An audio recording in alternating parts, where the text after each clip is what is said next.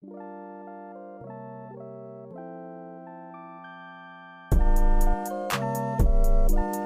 the remix god!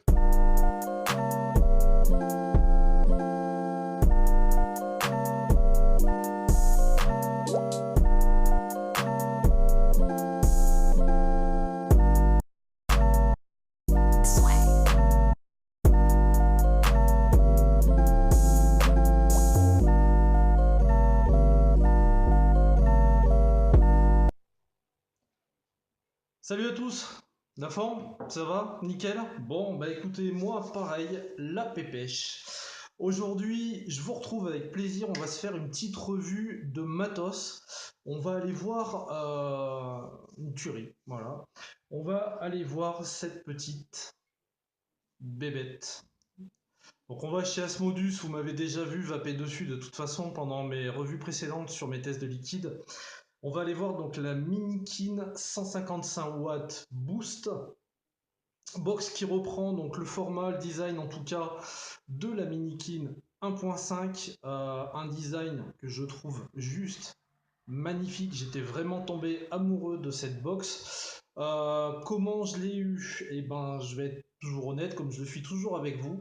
En fait, à la base, j'en rêvais, mais bon, j'avais pas les moyens de m'en acheter une, pas les moyens de mettre autant dans une box. Du coup, quand j'étais au Vapexpo, on est passé au stand, et je crois que c'est un des ingénieurs de chez eux qui était sur le stand qui me l'a proposé, et je dois vous dire que je me suis vraiment pas fait prier parce que voilà, c'est pas tous les jours qu'on a un produit comme ça entre les mains, en tout cas pour moi, à mon humble niveau et à mon humble salaire. Donc je peux vous garantir que quand le gars me l'a proposé, j'ai accepté vivement et j'ai passé la journée avec le smile jusqu'aux oreilles.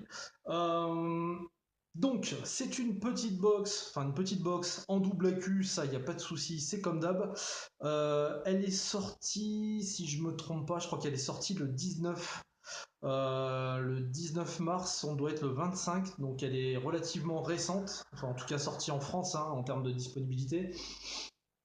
Euh, on perd pas plus de temps, on va aller voir tout ça en gros plan, et après on reviendra sur mes ganaches et on débrief. A tout de suite.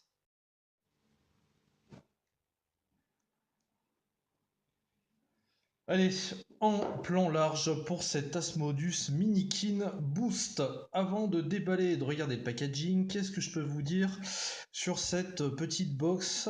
Je vais vous donner les dimensions. Elle fait 81,5 de haut, 57 dans la largeur et diamètre fort intéressant de 25 mm. En termes de puissance, elle va de 5 à 155 watts en mode power. Elle accepte des résistances de 0.1 à 2.5 ohms. Contrôle de température, elle fait de 5 à 120. Contrôle de température, on a quoi? On a NI, TI, SS307, SS304 du classique. Le courant de sortie maximum est de 35 ampères. Elle a le mode CT, TSR, TFR, Curve, on va revenir dessus. Le firmware c'est GX155H-U. Voilà pour les caractéristiques techniques de cette petite Minikin. Alors, on va déjà faire le tour du propriétaire. Donc on est sur un packaging, ce qu'il y a vraiment de plus classique. Voilà, du carton, on voit apparaître la box, Minikin 155 Boost. On va retrouver donc ici le scratch check comme d'habitude. Sur le côté Asmodus, plus de 21 parce que c'est la majorité aux US. Le sigle Asmodus. Sur le côté Minikin 155 Watt Curve. En gros, on a les deux différences avec la version 1.5.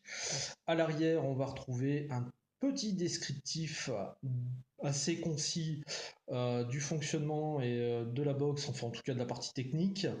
Voilà ce qu'il en est, tout simplement. On va ouvrir. Alors, petite particularité, je vais ouvrir la box rapidement. Pourquoi? Parce que dedans, nous allons retrouver notre petit câble USB, micro USB, magique, hein, un truc qu'on n'a jamais. Dessous, qu'est-ce qu'on trouve? On va trouver dans un premier temps la carte de garantie. En anglais, Yes it is, bien évidemment. Voilà, avec par contre donc les centres de garantie d'afficher derrière dans les pays principaux. On va avoir donc un manuel, alors on va pas s'attarder dessus, pourquoi? Bah, comme vous pouvez le voir, nous sommes en anglais ou alors nous serons en chinois. Voilà, donc bon courage à vous si vous voulez regarder. Et donc au fond, comme d'habitude, on retrouve de plus en plus cette petite carte, l'utilisation d'un accu selon s'il est déwrappé ou pas, donc par mesure de sécurité, je trouve ça plutôt pas mal. Je vais me prendre une petite barre, hein, parce qu'on va aller voir la box.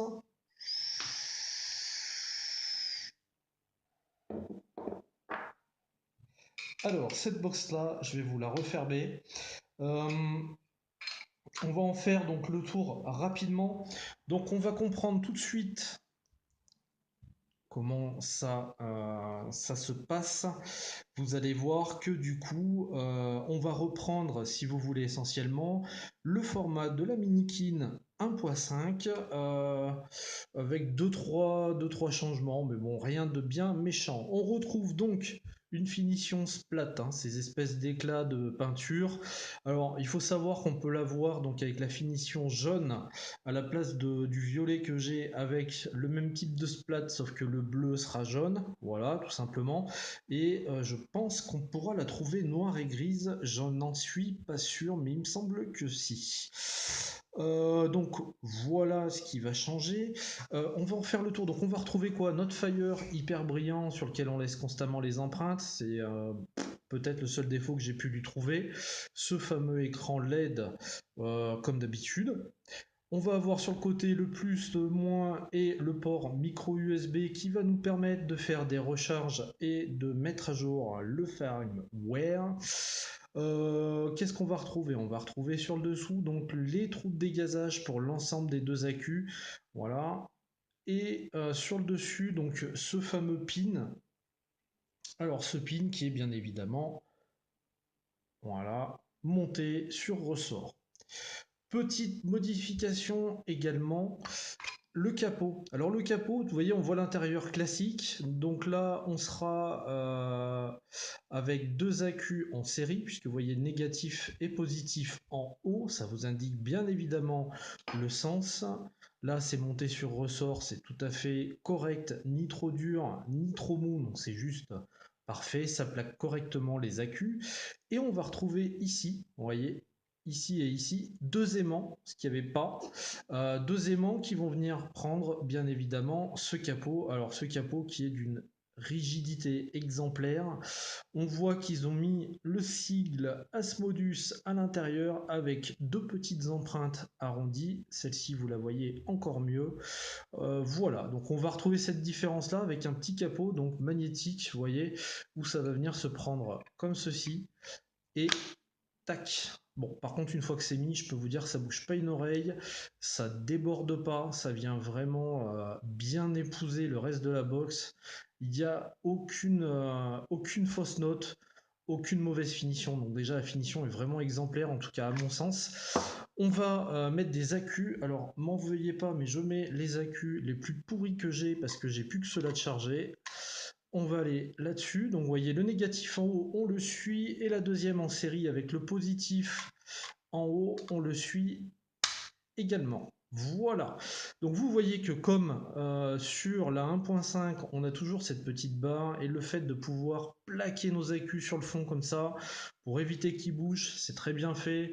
Même comme ça, pas de problème. On va remettre notre capot. Vous voyez, ça rentre tout seul et après, ça bouge pas. Hein. C'est vraiment hermétique. Il n'y a pas de souci là-dessus. On va se rapprocher un petit peu et on va allumer cette box. Voilà, écran principal. Donc moi en mode puissance, bien évidemment, ce que j'utilise le plus souvent, les volts, les ohms et les deux accus. Bon, vous voyez bien sûr, check atomizer parce que je n'ai pas d'atomiseur. On rentre dans le menu en cliquant plusieurs fois et vous voyez qu'on a donc le système on-off OK. Vous pouvez faire ça et ça vous l'éteint. Voilà, donc on rallume. Voilà, donc vous pouvez sélectionner tout simplement avec le bouton Fire. On arrive au mode sélectionné. Donc nous avons le mode Power, nous avons le mode Curve. Là, ça me l'a sélectionné directement. On a le Curve en Celsius et en Fahrenheit. Et enfin, le mode contrôle de température. Le Power, je vous en fais pas le détail. Le Curve, qu'est-ce que c'est? On va rentrer dans un des deux. On voit déjà qu'on a mémoire 1, 2, 3, 4, 5 et retour. On va aller un petit peu plus en profondeur, même si on va pas s'y étaler. Donc on est sur les Fahrenheit. On choisit un booster de résistance. Donc on peut changer cette valeur-là. Vous faites, je sais pas, on va se remettre à 0. Voilà, on valide, on vient ici, on peut modifier, on valide, on revient ici, on fait 0,29 ou 0,19, peu importe, on valide, etc. On peut faire donc ça en Fahrenheit, mais également en Celsius, si j'arrive à sortir du menu.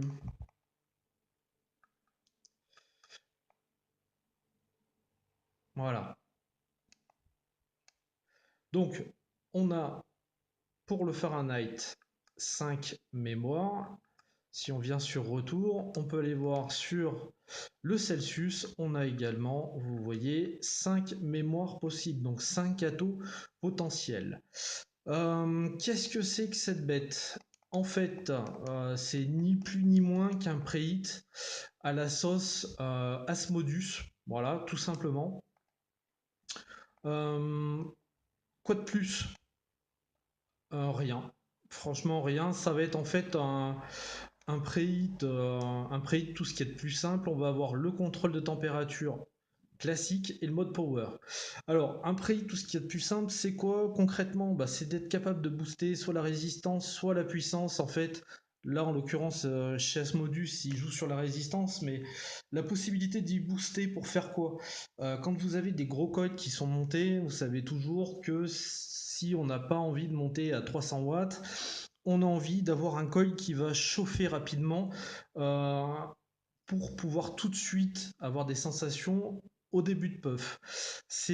En gros, c'est une sorte de preheat. Ce preheat là va faire quoi? Va faire en sorte que on va pouvoir gérer la puissance ou la résistance boostée dans un premier temps pour que ça vienne tout de suite chauffer le coil et après retrouver par la suite. Donc en fait, on fait une courbe, retrouver par la suite une puissance classique de façon en fait lorsqu'on va sur du 0,2 avec deux gros coils que dès le départ le coil soit attaqué par la chauffe pour qu'on puisse avoir un développement de vapeur tout de suite et après revenir progressivement à une puissance classique.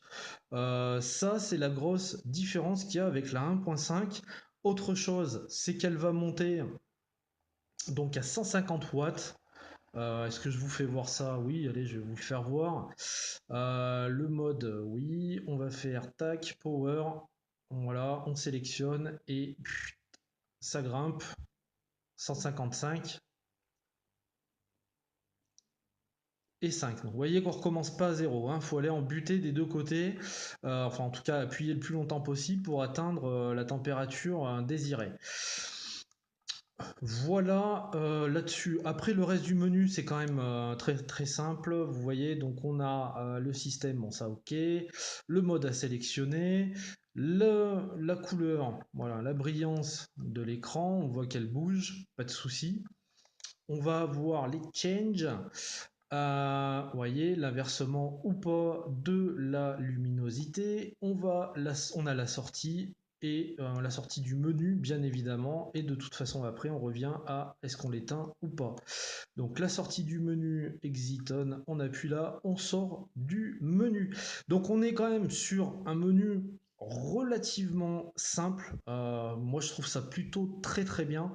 Au final, bon, on a quand même 5 atos programmables, etc. Enfin, on est vraiment sur quelque chose d'évolué, mais sans pour autant qu'on passe une demi-heure à déchiffrer le menu et à comprendre ce qui se passe. Autre chose, donc, elle demande pas si c'est une nouvelle résistance ou pas. On fait un coup de fire, elle reconnaît, terminé, ça s'arrête là.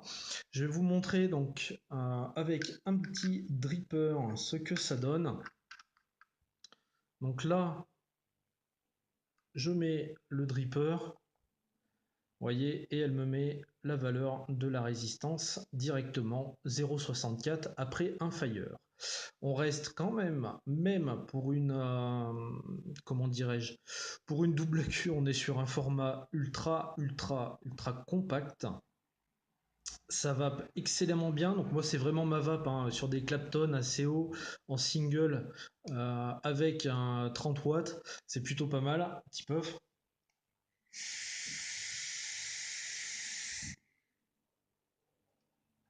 Donc vous voyez que ça envoie. Et on nous dit donc que ça prend les atos jusqu'à 25 mm. Du coup, on va aller voir un ato en 25, en l'occurrence le Navigator BX. Alors, chez Fumitech, que je vais vous faire accessoirement en revue quand j'aurai bien terminé les tests. Alors, 25 mm, vous voyez que donc là, il y a juste la bague d'airflow de l'atto qui dépasse, mais effectivement, on prend bien du 25 mm et c'est pas du tout inesthétique, bien au contraire. Là, par contre, vous voyez, hop, résistance à 24, je vais monter un peu. Je vais mettre à 42 watts et je vais vous faire voir ce que ça donne. Là, je suis en dual Clapton. Bah, c'est parti.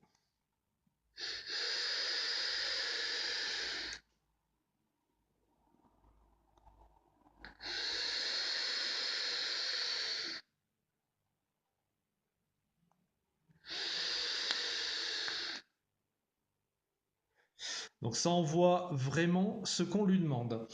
Je vais vous faire voir ça de toute façon un peu plus en plan large. Terme esthétique, je la surkiffe. Je suis content de la voir, très honnêtement, surtout que je kiffe le format de la 1.5, donc on le reprend complètement. On est un peu plus délirant sur le design, mais je trouve ça trop cool. Quoi vous dire de plus? Pour ce gros plan, rien de plus, à part après revenir sur ma ganache et vous faire voir comment ça va pas. Je vous dis à tout de suite. De retour donc sur ma tronche, un petit débrief donc sur cette Minikin 155 watts Boost. Donc vous l'avez vu en gros plan, les principales différences vont se situer au niveau de ce curve, hein, qui est un genre de preheat à la sauce Asmodus. Également les 155 watts, donc qui ont on peut monter jusque là, même si j'ai pas été testé 155 watts, je vous le dis très honnêtement. Elle prend donc tous les atos jusqu'en 25 mm, ce qui est hyper important parce que le marché actuel aussi entre le 22 et le 25, il y a eu une grosse mode du 23, après du 24, on est monté au 25. Il y a des atos qui ressortent en 22, enfin bon bref voilà, on sent que c'est assez large. Que ce soit donc là, en l'occurrence un 22 ou un 25, ça ne fait vraiment pas moche dessus.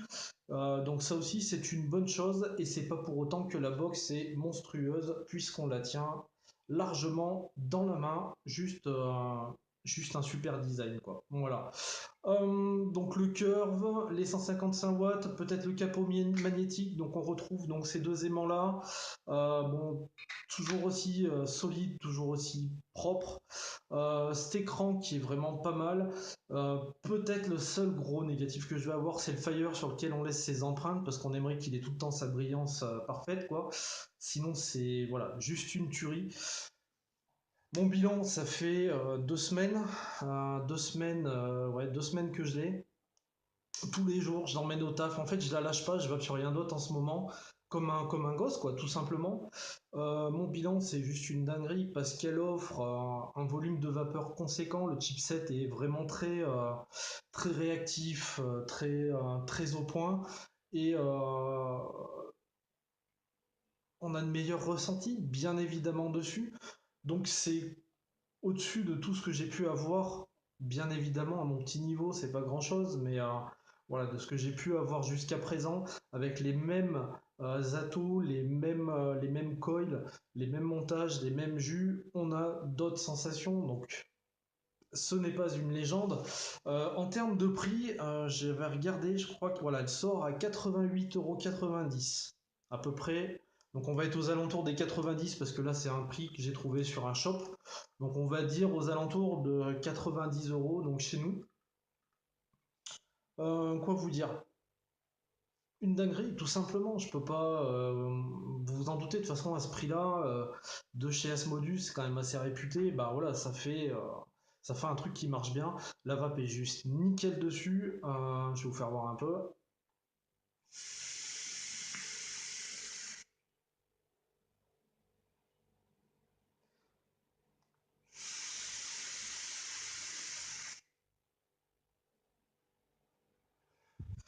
Donc là, je suis à 30 watts sur une résistance à 0,63 en single. Alors avec une vape en inhalation directe, mais relativement restreinte. On voit que le volume de vapeur est juste excellent.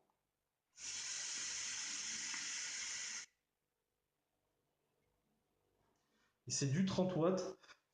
Et je vous l'ai fait voir tout à l'heure, mais on va le faire sur Meganache avec le Navigator BX en gros atos s'il en est en 25 mm.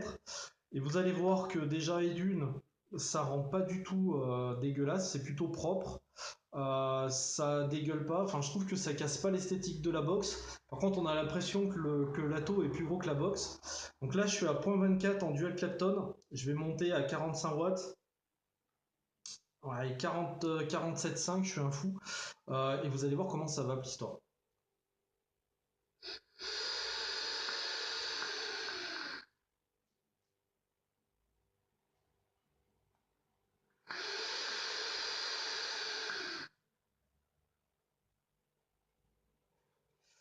C'est quand même un volume conséquent.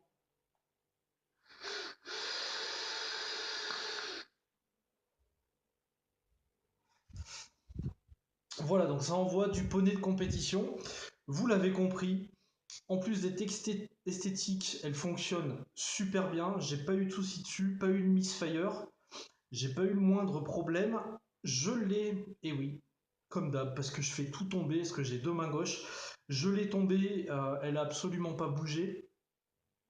Franchement, vraiment, vraiment, rien à dire sur cette petite box. Est-ce que je vous la conseille? Clairement, si vous en avez les moyens et que, je sais pas, vous êtes que sur des box qui, comme moi, hein, qui ont tourné entre, on va dire, 40 et 70 €, 80 €. Si vous avez ce budget-là, vous pouvez aller la chercher à 90. Franchement, elle marche excellemment bien. Euh, je vais pas trouver de défaut. Je vais pas trouver de réel défaut. Il y a la taille, il y a le design, il y a le menu, comme on l'a vu, qui est quand même très simple et très abordable. La fiabilité, pas de souci, je l'ai tombé, enfin c'est propre. Pas de mid-fire, je trouve que l'écran est vraiment nickel, lisible. Il n'y a pas trop d'infos dessus et c'est ce qu'on lui demande de toute façon. Les accus doivent servir à envoyer, pas à vous afficher l'heure, le Google Maps et tout le bordel, on s'en fout. Euh, Rien à dire. Franchement, rien à dire. Si ce n'est que je vous la conseille vivement.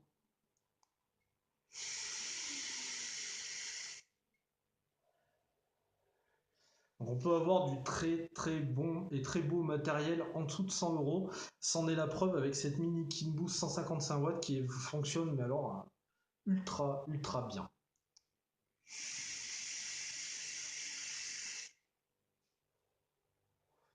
Voilà les homies pour mon retour donc sur cette petite bébête, cette mini kin. Je les remercie d'ailleurs. Alors après ils ne vont pas comprendre ce que je vais dire, mais je les remercie parce que voilà ça a été cool. C'est une occasion que j'aurais jamais eu certainement. Bon ma chérie lui a dit des trucs en anglais, donc je pense que ça a dû aider un petit peu parce que je comprenais rien à ce qui se racontait. Mais bon voilà j'en suis super heureux et bon voilà je m'en suis pas privé quoi. C'était vraiment un plaisir et ça l'est toujours en vapeur. Donc si vous avez ce budget-là, sincèrement, si vous voulez être sur de l'électro, N'hésitez pas une seule seconde, c'est juste une tuerie. Voilà les homies, comme d'hab, je vous souhaite une excellente fin ou début de journée selon le moment où vous allez regarder cette vidéo. Je vous embrasse, je vous kiffe et je vous dis à très très bientôt pour une prochaine revue. Ciao ciao.